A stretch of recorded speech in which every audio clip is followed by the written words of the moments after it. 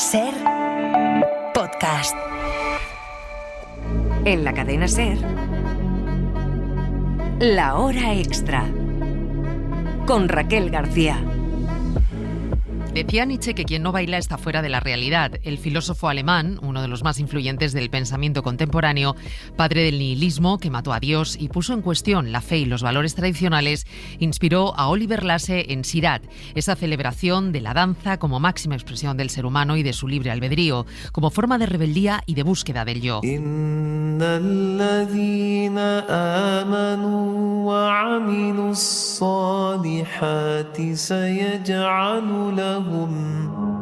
En medio de su carrerón a los grandes premios de la temporada, esta misma semana hacía historia pasando el primer corte para los Oscar en 5 categorías. El cineasta gallego ha presentado en el Reina Sofía la instalación Who, Bailad como si nadie os viera, una inversión en su universo creativo y sensorial con la que el museo ha inaugurado una nueva programación dedicada al cine de exposición. Con él ha estado Pepa Blanes. Uno puede bailar por dentro o puede bailar en el cine y también dentro de un museo.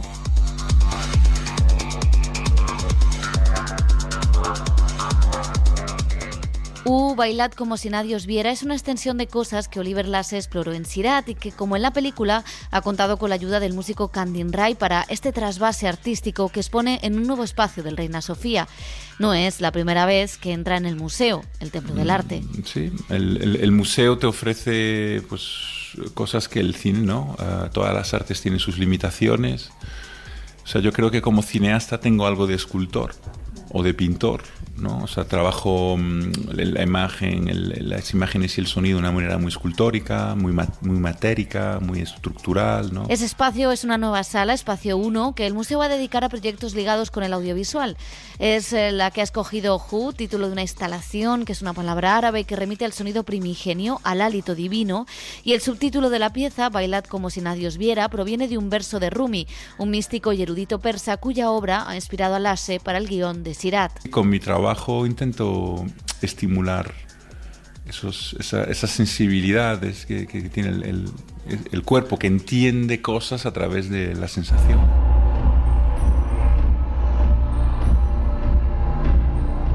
En la primera de las salas entramos en penumbra y nos recibe una pirámide de altavoces que nos remite a las Rabes y que se alza como un alminar, esas torres desde donde se realiza la llamada al rezo en el Islam. El sonido que emite es una vibración constante que alcanza a buena parte del claustro y del propio museo. Es el ritual antes de entrar en el templo donde nos preparamos para el momento sagrado. Cuando la vida te coge y te dice, ¿quién eres? ¿No? ¿Qué estás haciendo? ¿Estás verdaderamente en tu camino? ¿No? Eso nos pasa cuando muere alguien a nuestro alrededor, ¿no? Es triste, pero de repente ¡pum! Y de ahí pasamos a la sala principal, donde se ubica una instalación de 3 proyecciones que muestran los paisajes desérticos bajo el sol, donde aparecen templos, altavoces y donde bailan los protagonistas de la película, entre ellos el actor Sergi López. Estas imágenes eran ya julio, los actores estaban muy sobrepasados física, psicológicamente, y creo que algo de este ir al límite está en las imágenes, ¿no?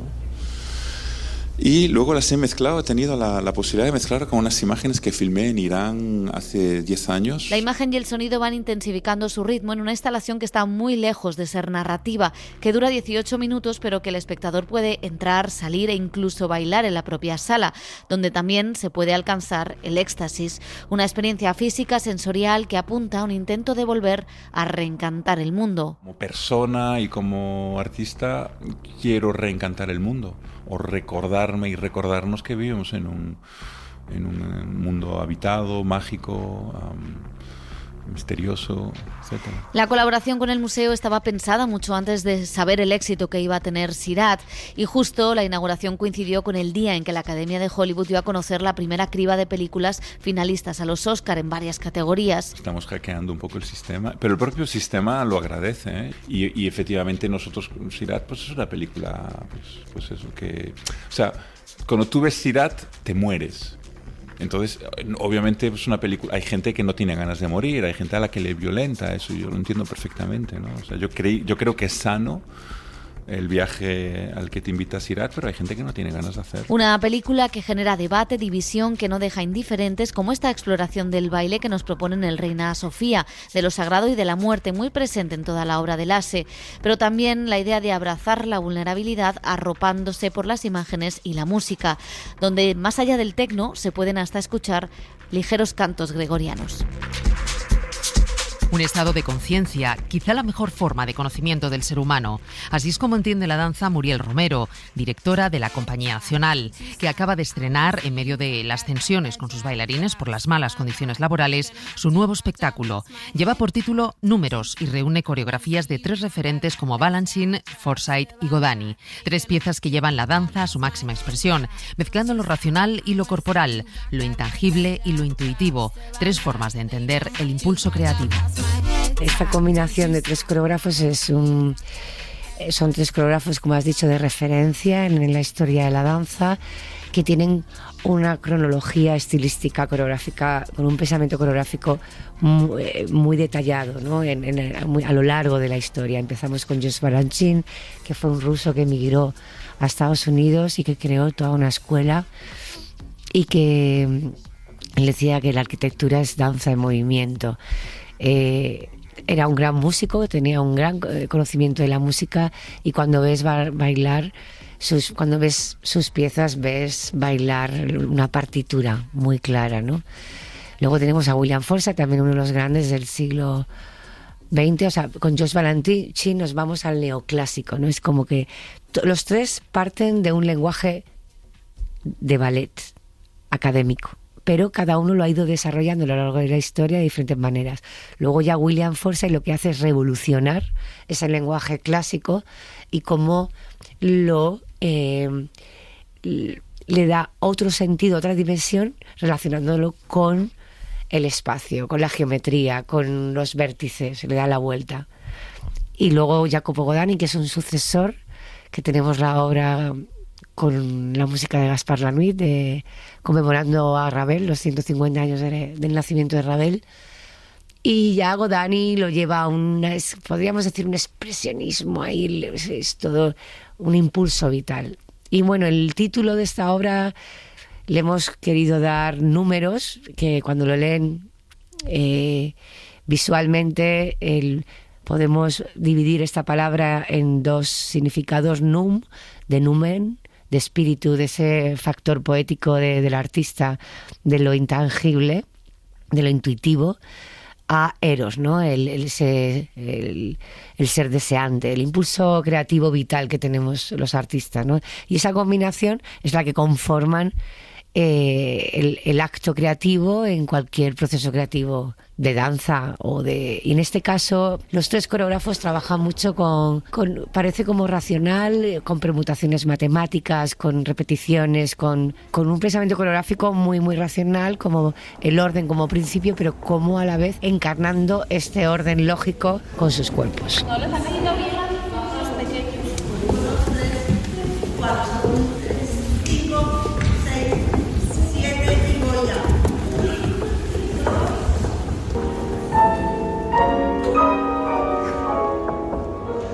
Hemos tenido la suerte de poder colarnos en los ensayos de Números y me comentabas esa exigencia de la danza, como los bailarines, bueno, pues os sometéis, ¿no? Sometéis vuestro cuerpo a pesar del dolor, de las lesiones. ¿Cuál es la rutina diaria que siguen los bailarines? Pues comienza por la mañana, a las 10:15 comienzan una clase que dura 1h15, 1h30, depende del día, que es como el desayuno, el alimento primero matutino, para ir calentando y activando su cuerpo. Y luego ya ensayos. En esta compañía trabajan desde las 12 menos cuarto hasta las 4:15. O sea, en general de 10:15 a 4:15. Entonces ya se desarrollan los ensayos, las creaciones, hasta las 4:15 de la tarde. y fines de semana libre. Dependiendo de la compañía, el horario es mayor o menor. Uh-huh. Aquí en La Hora Extra hablábamos hace unos meses, te escuchábamos además hablar de Incubatio, esa primera propuesta que llevabas como directora de la Compañía Nacional. Era una pieza que estaba basada en un rito ancestral, orientado a la inducción de episodios de sueño con fines curativos, esa base de la psicoterapia moderna, en el que mezclabas danza, música, modelos de inteligencia artificial, electroacústica. Era una forma de decir, estáis ante algo nuevo, esto es un cambio. Bueno, yo es que llevo 20 años, de 2008, que fundé junto al compositor Pablo Palacio esta investigación dentro del gesto sonoro y dancístico, que es algo que se lleva estudiar. ¿Qué es antes, el gesto o el movimiento, no? Pero es algo... Entonces, seguir investigando sobre ello, con muchas ganas de investigar en otros aspectos, como la música contemporánea, con la relación entre el movimiento y el sonido. Y durante estos 20 años hemos investigado mucho, y en cada investigación nos ha llevado a una creación. Y bueno, y como coreógrafa, pues dependiendo de la obra, yo parto siempre a lo que es el movimiento, dependiendo del concepto, ¿no? Y encontramos este concepto tan necesario, creo que hoy en día, ¿no? de mirar hacia adentro, de estos rituales como incubaciones que se hacían antiguamente para Parménides o Pitágoras, y que ahora, cómo vendría bien de vez en cuando desconectar todos los aparatos externos que tenemos, y cómo utilizar la tecnología como un medio de amplificación del cuerpo. Entonces hemos estado investigando durante todos estos años y hemos creado sistemas de modelos de inteligencia artificial en el que permite, a través de unos sensores, que las cualidades del movimiento del bailarín se traduzcan en otras modalidades sensoriales, como la luz, el sonido, la imaginería visual. Entonces, el cuerpo es el eje central de lo que activa todas las artes, el arte escénico, ¿no? El espacio escénico. Y bueno, fue una propuesta más... una propuesta arriesgada, ¿no? No todo el mundo está preparado para esos cambios de rumbo, ¿no?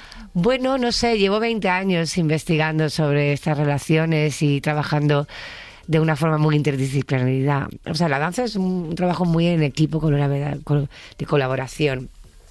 Y tenía muchas ganas de trabajar con otro tipo, ya no solo de artistas, sino también de ingenieros, científicos.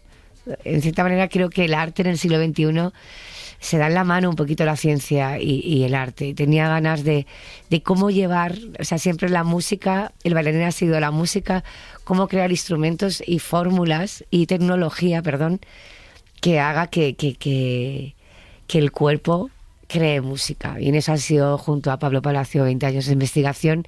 Y era normal, como coreógrafa, que presentara una obra así. Uh-huh.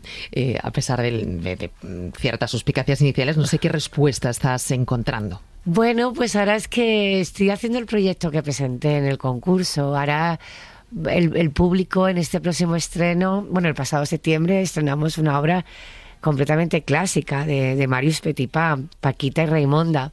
Ahora en Zarzuela, el 11 de diciembre hasta el 21, el público podrá ver este programa de números, que están tres grandes, como Balanchín, que es neoclásico, que son puntas, que es danza, 24 mujeres en escena, luego Playlist de William Forsythe, que es una obra que estrenó hace muy poco, que son 12 maravillosos bailarines varones en escena, y luego Jacopo Dani ha hecho una obra que todos son pasos a dos, es pura danza, pura música. Es una noche que el público va a tener ganas de bailar cuando lo vean. Mantenerte fiel a ti misma es muy complicado. No, lo complicado es cuando no te mantienes fiel a ti mismo como artista ni como persona. Ahí es cuando estás ahí que... No, es importante, ¿no? Creo que intentar escucharte, intentar seguir tus inquietudes, ¿no? La Hora Extra.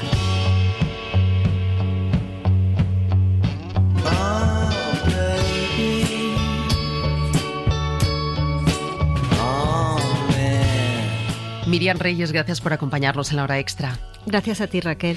Has sido galardonada con el Nacional de Poesía coincidiendo con la publicación de tu primera novela, La Edad Infinita, que vienes a presentarnos hoy aquí al programa.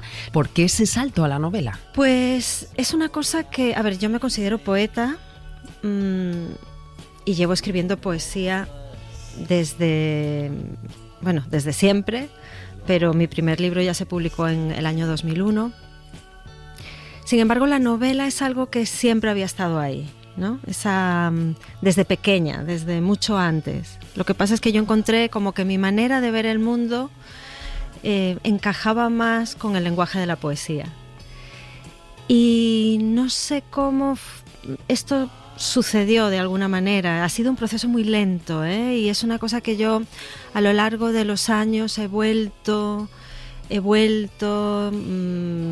abandonado, lo he vuelto a retomar, ¿no? Ha sido todo un proceso, pero que me pedía ese género. Claro, es lo que te iba a preguntar, porque no sé si esta historia te pedía la novela o qué te ofrecía la novela para poder contar lo que tú querías contar aquí.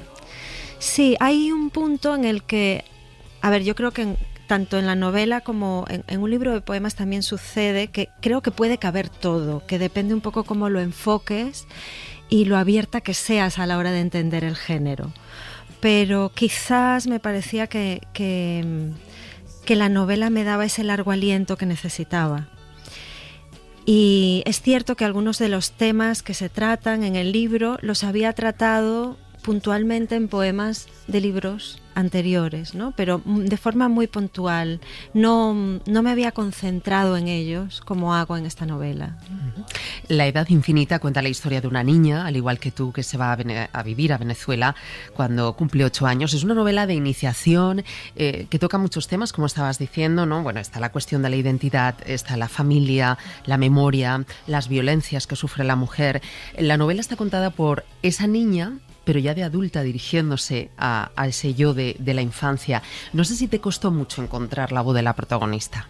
Sí, me costó. Me costó mucho. ¿Cómo llegaste a No ella? te voy a mentir.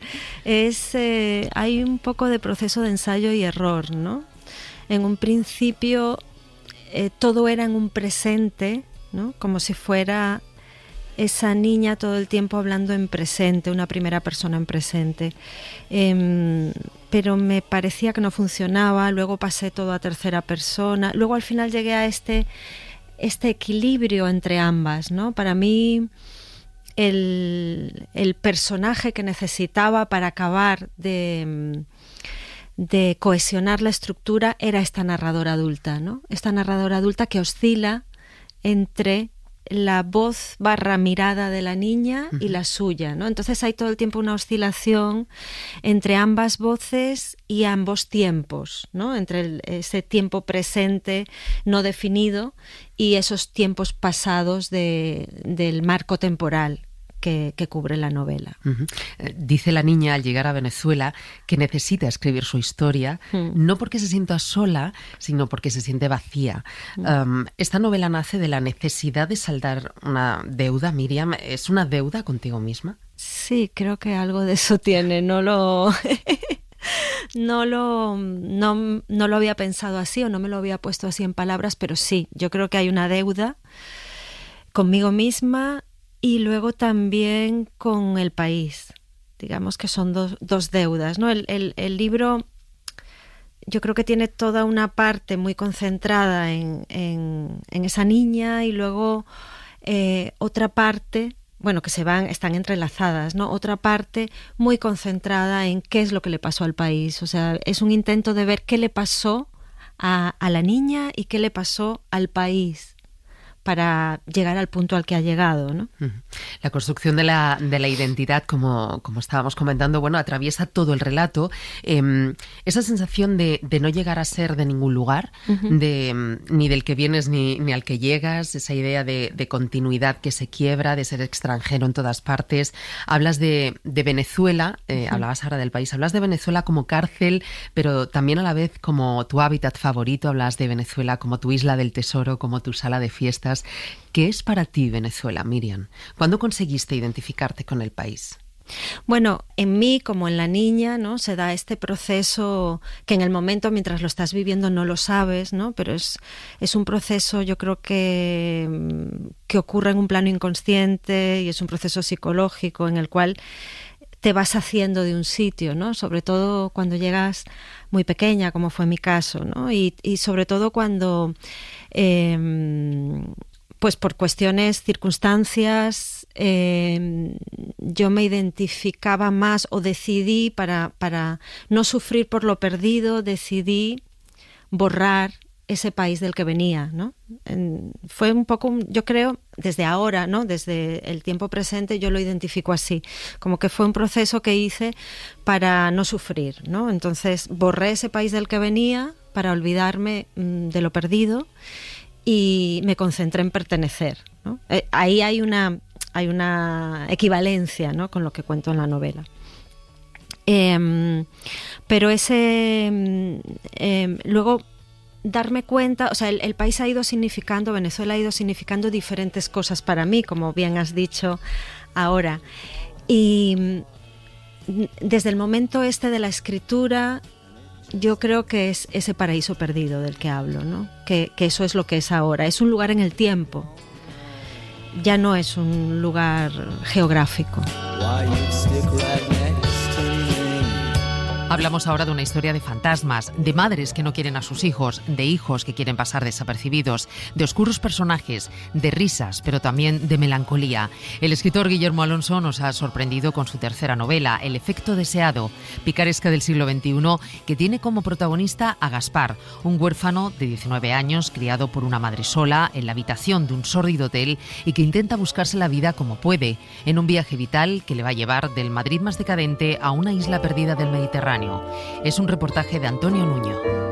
Imaginemos a Guillermo Alonso tirado en una playa de una isla del Mediterráneo de cuyo nombre no quiere acordarse. Desde donde está puede ver una pasarela de madera, de esas que están acondicionadas para las personas con discapacidad. Un joven empuja una silla de ruedas. En la silla de ruedas, una persona va cubierta con pañuelos. A lo lejos es difícil distinguir si es un hombre o una mujer. Ese es el germen del efecto deseado, la tercera novela de Guillermo Alonso que publica Seix Barral. ¿Qué se puede contar de esta novela? Pues que va de un muchachito huérfano que se llama Gaspar, que tiene 19 años, que su madre se ha muerto y que entra a trabajar en casa de esta viuda loca multimillonaria que tiene CDs con efectos de sonido. Y a partir de ahí le ocurren muchas cosas y aparte de trabajar en casa de esta mujer, luego acaba trabajando en casa de un viejo matrimonio, también multimillonario. A mí la gente multimillonaria me encanta. Entonces empieza a trabajar también en casa de un viejo matrimonio multimillonario en el que debería haber dos personas, pero él, misterios de la vida, solo encuentra una. Y no sabe si es el marido o la mujer.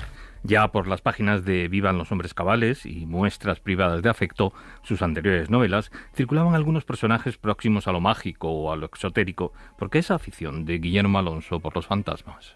No lo sé, porque yo creo que en realidad yo quería escribir una historia de terror, una historia de fantasmas, pero no me sale. Mientras no me sale la historia de fantasmas, intento meter siempre elementos muy reconocibles de los cultos clásicos de terror en todo lo que escribo. Y creo que esta sí que es donde tengo más elementos de terror, porque esta novela sí que está llena de fantasmas. A mí me gusta pensar en ella como un cuento de fantasmas, de hecho.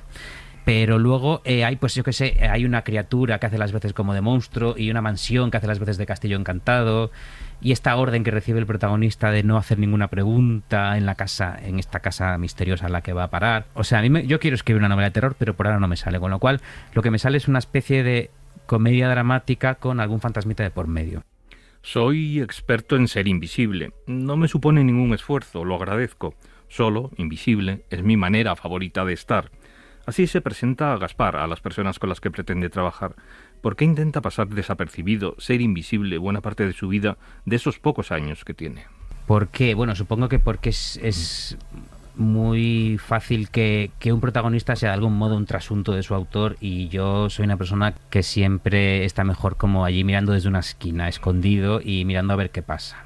Que eso está muy bien para un protagonista, porque si tienes un protagonista timidín e invisible, este protagonista puede sostener el peso de la historia, pero darle todo el espacio que merecen a los personajes secundarios, sobre todo si los personajes secundarios están tan desequilibrados como los que rodean a a Gaspar. No sé por qué es así, supongo que hay una mirada sobre el mundo que es también la mía y es imposible que sea yo capaz de crear protagonistas que no se parezcan de algún modo a mí. Espero algún día poder crearlos, pero por ahora todos son un poco una extensión de mi propia personita.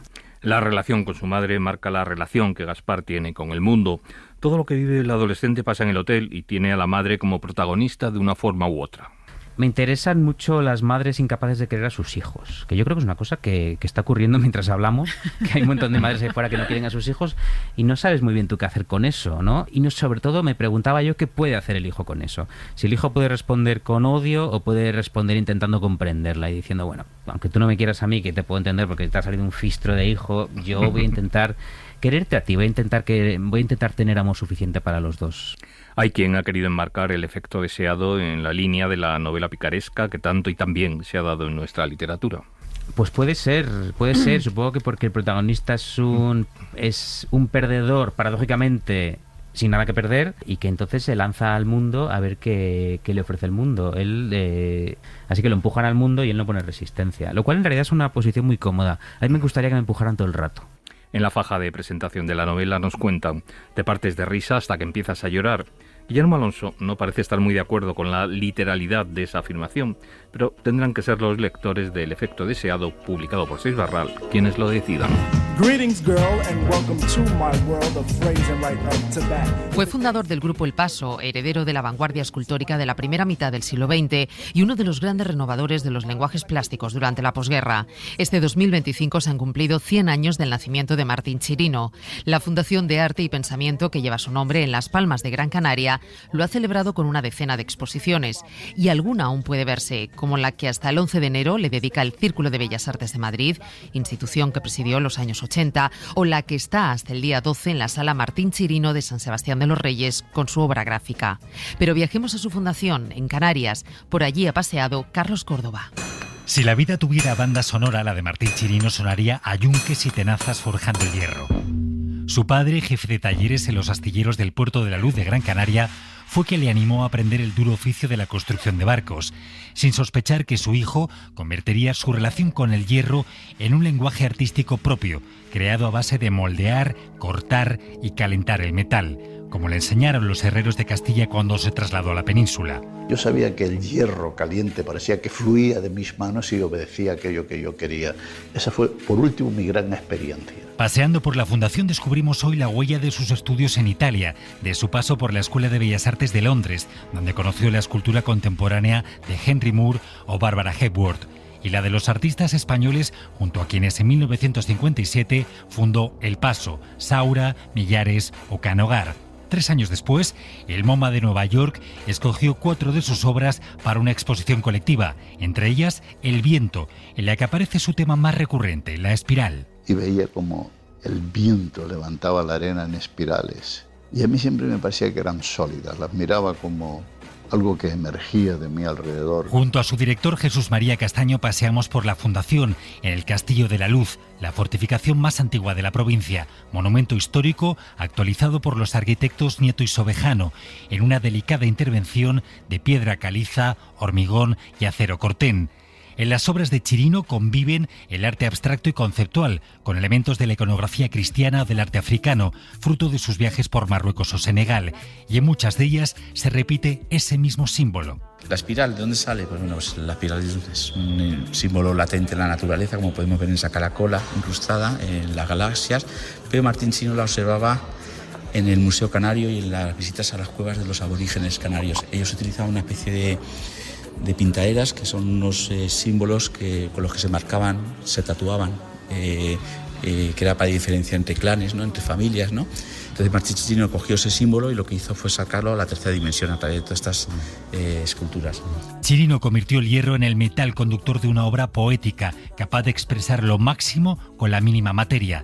En sus esculturas dialoga el arte primitivo canario con las geometrías espaciales. Yo le vi hacer estas esculturas y se tiraba 6 meses con cada una. ¿Cómo era él cuando se ponía a trabajar? Su taller, él era un espacio como muy sagrado, era, como yo le llamaba, el lugar donde salía el milagro, ¿no? Y yo recuerdo la primera vez que llegué a su casa, me pareció todo tan mágico y yo me di cuenta que estaba ante un poeta de la abstracción. Medalla de oro de Bellas Artes, sus cenizas descansan bajo el monumento fúnebre que él mismo ideó, en el cementerio de Vegueta, en Las Palmas de Gran Canaria, junto a la tumba de su gran amigo Alfredo Kraus. 2025 nos deja grandes canciones, como las de Bad Bunny en Debí tirar más fotos, disco con el que lo ha ganado todo este año, o las de West End Girl, disco en el que Lily Allen se ha marcado un Shakira dedicándoselo a su ex. Son algunos de los mejores trabajos de este año que vamos a repasar con Elisa Muñoz de Fuego y Chinchetas. Quedarse solo con 20 canciones de todo el mundo es una tarea casi imposible y, asumámoslo, demasiado reduccionista. Pero vamos a ello. Comenzamos con este punk de Hamilton Leithauser en Fields of Flowers, al que le sigue Natalia Lafourcade con El Palomo y La Negra. Dentro esos pechos unidos volaron las aves. La cantante mexicana se ha tomado muy en serio lo de llegar hasta la raíz y ha publicado un álbum lleno de sonidos veracruzanos. Y ahora pegamos un pequeño salto pasando por bandas británicas como Kasabian o Shame para llegar al puesto número 15, donde está el tema Because We Built de John Mouse. Una canción que suena a banda sonora del apocalipsis y que contrasta con quienes le siguen en la lista, Catriel y Paco Amoroso. Los conciertos de este dúo argentino han sido de los más celebrados este año y esta canción una de las más coreadas. Subimos al número 11. Parcels siempre nos hacen bailar. En esta canción es verdad que bajan un poco revoluciones, pero esos coros nos han conquistado. Y ahora sí, repasamos las 5 mejores canciones internacionales para Fuego y Chinchetas. Y esa posición la ocupa Never Enough de Third Style y el número 4 es para Sweet Danger de Bon Jovi. Una melodía tan adictiva como buen rollera que este nigeriano afincado en Londres ha conseguido adornar con ecos de música africana. Y el número 3 se lo ha ganado a pulso, o más bien a despecho, Lily Allen. Le ha dedicado un disco a su ex y en esta canción no tiene ningún reparo en compartir intimidades como cuando se vio casi obligada a mantener una relación abierta. Y hablando de maridos, nuestro número 2 se titula así, Where is my husband? La británica Rachel King, más conocida como Reid, ha pasado muchos años componiendo para otros artistas, pero ha cogido un micrófono y nos ha volado la cabeza. Podría haber sido nuestro número 1 perfectamente, pero es que había alguien que llevaba todo el año llamando a la puerta. Bad Bunny. A estas alturas no vamos a descubrir a Bad Bunny, pero sí decir que su último disco, Debí tirar más fotos, es distinto a todos los anteriores. Es el más puertorricense, el más político y el más asequible, ¿por qué no?, a los que ya tenemos una edad. Además, ahora que estamos en Navidad y que vemos a mucha gente, Benito nos deja un mensajito muy entrañable. No dejéis de hacer fotos y sobre todo de dar besos y abrazos. Y si sacáis un poco de tiempo para escuchar todas las canciones de lo mejor del año en Fuego y Chinchetas, mejor que mejor. Ya sabéis que los contenidos los podéis encontrar en todas las plataformas de audio y en nuestra web de la SER. Gracias a María Jesús Rodríguez, que ha estado como siempre al frente de la dirección técnica, y a todos los que nos escucháis cada semana. Adiós. Para no perderte ningún episodio, síguenos en la aplicación o la web de la SER, Podium Podcast o tu plataforma de audio favorita.